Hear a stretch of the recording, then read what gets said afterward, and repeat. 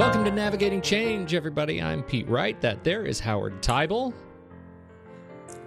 Hi, Pete. What? What was that? I don't know.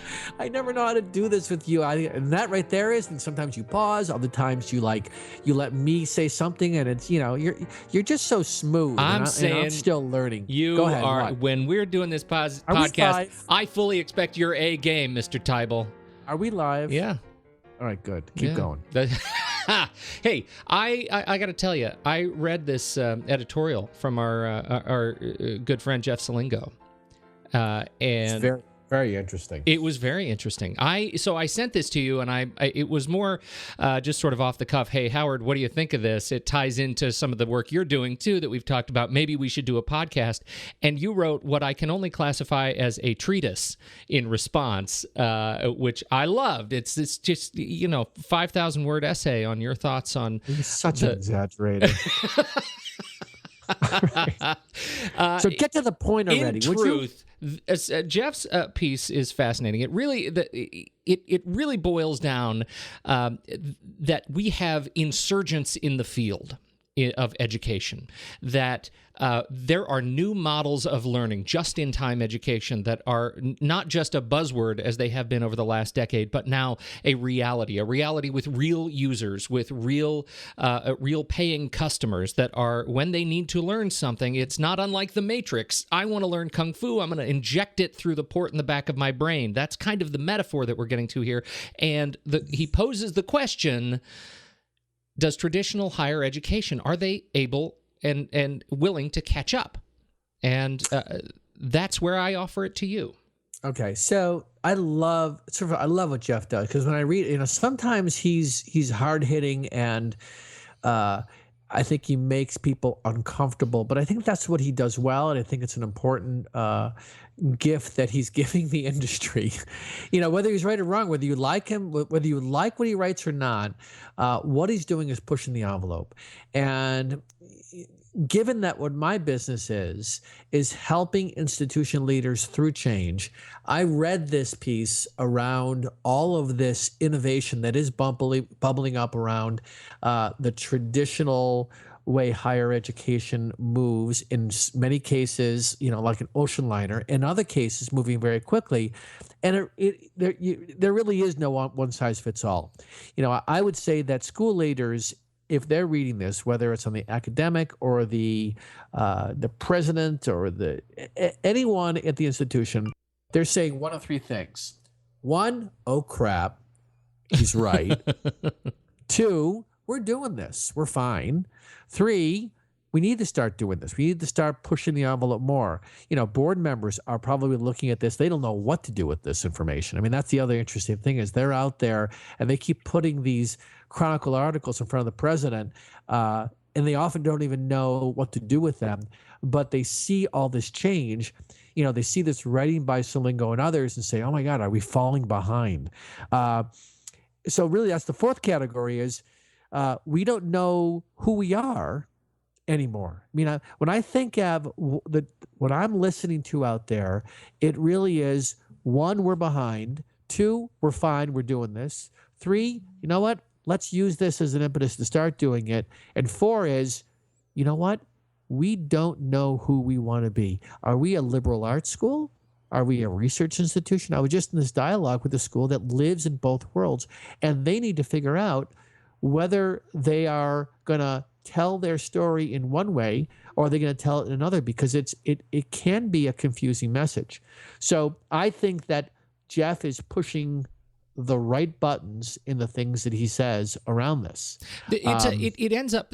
Talk just a second about what is so confusing about this. Is it because these models seem to act in conflict with one another, that you can't authentically market sort of one way of one identity without dismantling the other? Well, it's this idea that if you're going to make a change, let's talk about programmatic change, it needs to go through a system of governance that often, by the time it's like telephone, by the time it gets to the end, it's back to sort of where it started. Right. So putting any kind of change in place around an academic initiative requires not only that it's thoughtful, but that very likely you might get a piece of it out there. And I think what Jeff's pointing to is um, there is innovation happening out there in many different pockets. And this is important for the larger industry to see that it can be done. It comes down to each school making a decision, each school leadership making a decision. How willing are we to actually move this thing forward? My view of this, because I was thinking after reading this, is that what is my perspective? In addition to sort of knowing there's four views out there.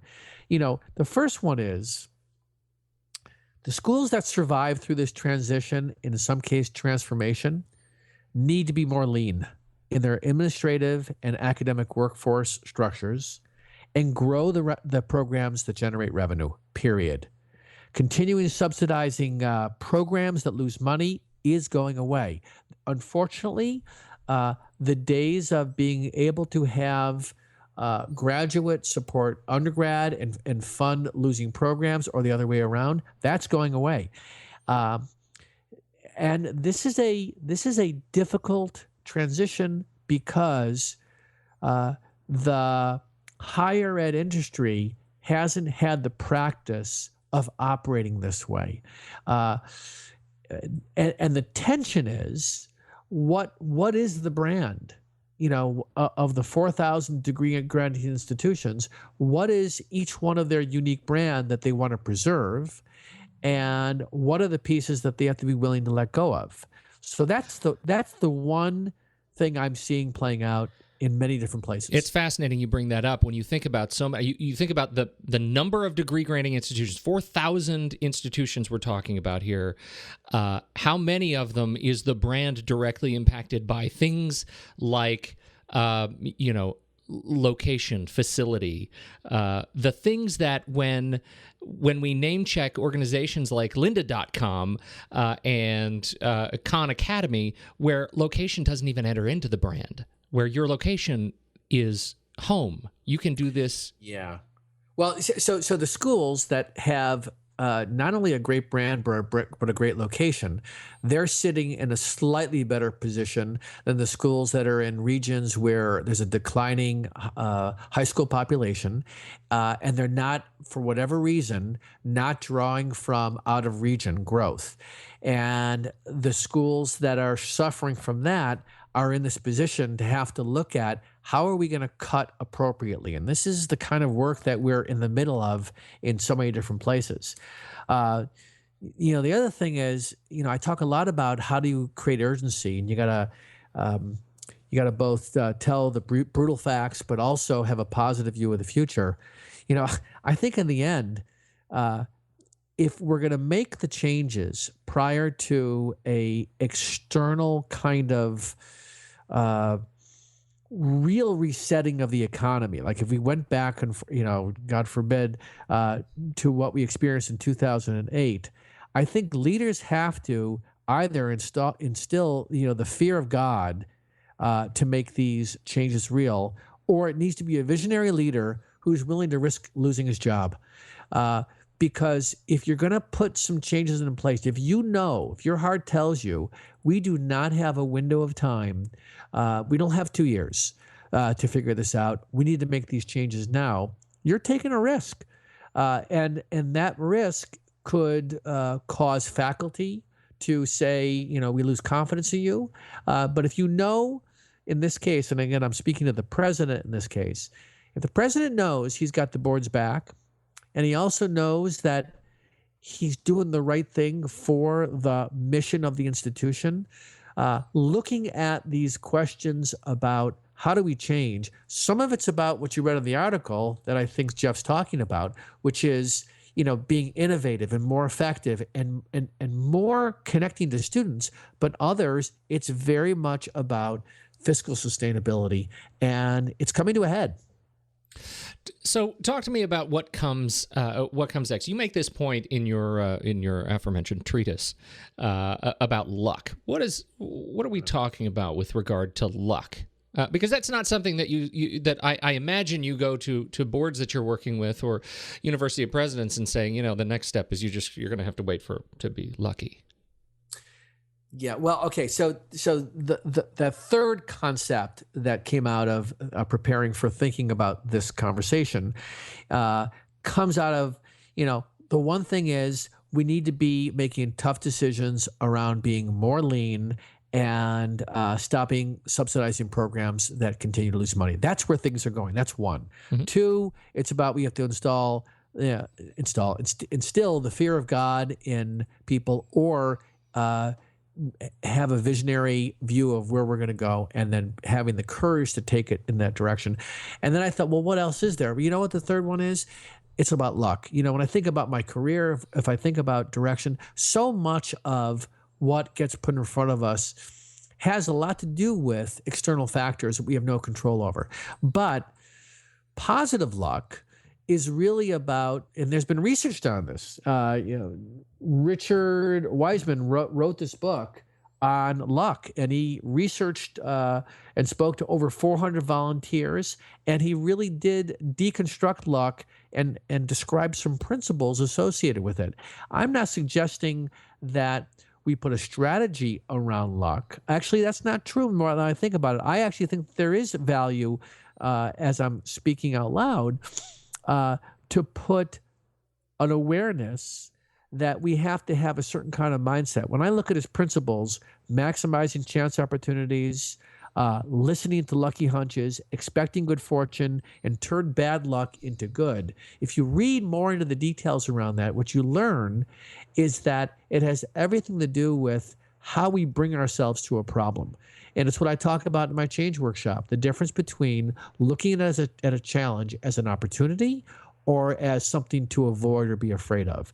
So to me, when I look at things that go well in my life, some of it has to do with my hard work, but it also has to do with showing up and looking for the right outcome to show up and trusting that it will over the long run. You can't really quantify that entirely, but I think there is an equation in this that we got to give ourselves permission and say, you know what, some of this is out of our control, but I'm going to choose to look for the positive outcome versus the negative outcome. I like this because it even though we're coming at it from a little bit of a soft point, luck is a little bit of a ethereal word, but it also really represents the perspective that applies to everyone involved in a major change initiative. Right. And this is something else you've talked about at length before, which is this idea that, change begins in the seat you're in. Right. And you can choose to show up and show up and bring your A game, so to speak, or you can be the guy who really doesn't want to go to the family reunion and is just going to be grumpy and poisonous the whole time. Exactly. Well, I'm going to read the first principle, two sentences. Please. That says everything for me around this idea of showing up and looking for opportunity. And it's this principle he talks about, maximizing chance opportunities. Lucky people are skilled at creating, noticing, and acting upon chance opportunities. They do this in various ways, including networking, adopting a relaxed attitude to life, and by being open to new experiences. Man, that's everything from my perspective. Having the kind of mindset to show up and be open to a positive outcome as opposed to when is the next shoe going to drop? And in the face of change that can be a little scary, we often default to how bad it's going to be for us. And I think that we can produce something good, and he calls it luck. I think that is a very useful way of recognizing the intangible associated with making positive change. Let's bring this back as we close to this idea of competing models in institutions or in education, and this idea that there is an increasing competition between models. If you're working with an institution that's struggling with finding their identity, as we've talked about before, what are some final words you might wrap up in terms of guidance how to think about finding a new place in the world if you're trying to catch up. Well, the schools that are doing this now in a productive way is they recognize it needs to be a shared conversation. It is not a conversation that just lives with the cabinet. It's not a conversation that just lives with the board, and it doesn't live with just with faculty. And whoever is driving, in this case, very often the president, sometimes the board, who's ever driving the change, has to step back and find a way to say, are we involving all the right players, including students, maybe parents, in this dialogue around change? And we've been doing more and more work with K through 12 private schools. They are taking this idea on. You could argue if you're in higher ed, your excuse is, well, we're much bigger than independent schools. They have the freedom to do it because, they don't have as much bureaucracy. But the truth is, if you make the attempt to bring players to represent the different constituent areas together and say, we're going to design our next direction, but we're going to do this together. That to me is the only way this is going to happen. Now, let me just offset that by saying one thing. Working with another school where the head of the school is saying very clearly, I've got 2 years. And after 2 years, if we don't figure this out, we're actually might not be an institution. That kind of urgency sometimes demands a leader stepping forward and making tough decisions. And sometimes you can't afford to bring in all the players and turn it into this big, long process. At the same time, you can't forget to involve people in the change, because they're going to have to live with it. And you're going to have to live with them after you've decided how you're going to make these changes. That could be a blessing or a warning, I think, to close. You're going to have to live with them. It could be great, but you're going to have to live with them. Well, you're going to have – that's right. Okay. So I didn't mean to come off as so negative. Did that sound so negative? Maybe that's my natural cynicism creeping in that interpretation. I apologize. Okay. No need. What a great conversation. Once again, we'll post the link to the full editorial from the good Mr. Salingo, so you can read up on that. But we hope that this has given you some insight and some thoughts on how to approach, particularly this idea of luck. Now you mentioned this book by Dr. Richard Weissman. Do you have that book handy? Yeah, it's called The Luck Factor, The Four Essential Principles. And it's got some great concepts in here. I think it's worth all of us taking a look at. I will. I'll post a link to the book on Amazon so folks can get a feel for The Luck Factor by Richard Weissman. As ever, thank you, Howard, for your time and attention this morning. And thank you, Pete. Do you want to go ahead and do the close? Because it's I your don't thing? know how to do the close. No? I might interrupt you during the close. You start. All right. Well, if you want to find out more about us, you can head over to TybleInc.com. You can catch up with every episode on the show. I encourage you to head over to iTunes and subscribe for free. A great way to ensure you don't miss a single weekly episode of Howard Teibel's Fantastic Wisdom. And Pete's excellent interviewing. Too kind. Right? They're clapping right now, Pete. On behalf of the goodly Mr. Howard Teibel, I'm Pete Wright. And Pete Wright. We'll catch you next week on Navigating Change, the podcast from Teibel Inc.